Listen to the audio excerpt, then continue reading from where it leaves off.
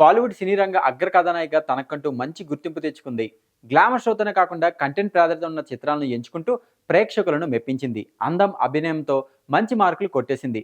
హిందీలో ఎన్నో సినిమాల్లో సహజ నటనతో కట్టిపడేసిన ఈ వయ్యారి ఇప్పుడు సినిమాలు వదిలేసి దేశసేవ చేస్తోంది. కొన్నాళ్లుగా డేరింగ్ అండ్ డాషింగ్ ఐపీఎస్ అధికారిగా బాధ్యతలు నిర్వహిస్తోంది. ఒకప్పుడు తోపు హీరోయిన్ అయినా ఆమె ఇప్పుడు పవర్ఫుల్ పోలీస్ ఆఫీసర్. ఇంతకీ ఆమె ఎవరో తెలుసా? సిమ్లా ప్రసాద్. తెలుగు ప్రేక్షకులకు అంతగా పరిచయం లేదు కానీ నార్త్ ఆడియన్స్ కి ఫేవరెట్ హీరోయిన్. భోపాల్కి చెందిన ఈ ముద్దుగుమ్మ హిందీలో ఎన్నో చిత్రాల్లో నటించింది. అప్పట్లో తన అందాలతో సినీ రంగుల ప్రపంచంలో ఓ చక్రం తిప్పింది.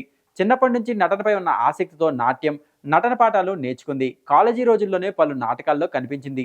2019లో విడుదలైన నకాష్, అలీఫ్ చిత్రాల్లో ప్రధాన పాత్రలో పోషించి అందరినీ మెప్పించింది. ఇటు సినిమాలు చేస్తూనే అటు రాజకీయాలు, సామాజిక శాస్త్రంపై ఆసక్తి పెంచుకుంది. దీంతో పోటీ పరీక్షలకు ప్రిపేర్ అయ్యి మొదటి ప్రయత్నంలోనే పిఎస్సిలో ఉత్తీర్ణత సాధించింది సిమ్లా. ఆ తర్వాత ఆమెకు డిఎస్పీగా పోస్టింగ్ వచ్చింది. ఇటు సినిమాలు తగ్గించి పూర్తిగా దేశసేవ చేసేందుకు మొగ్గు చూపింది.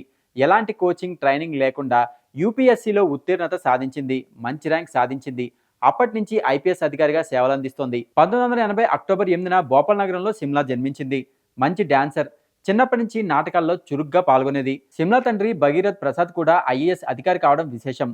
తండ్రి అడుగుజాడల్లోనే కూతురు సైతం ఐపీఎస్ అధికారిగా స్థిరపడ్డారు.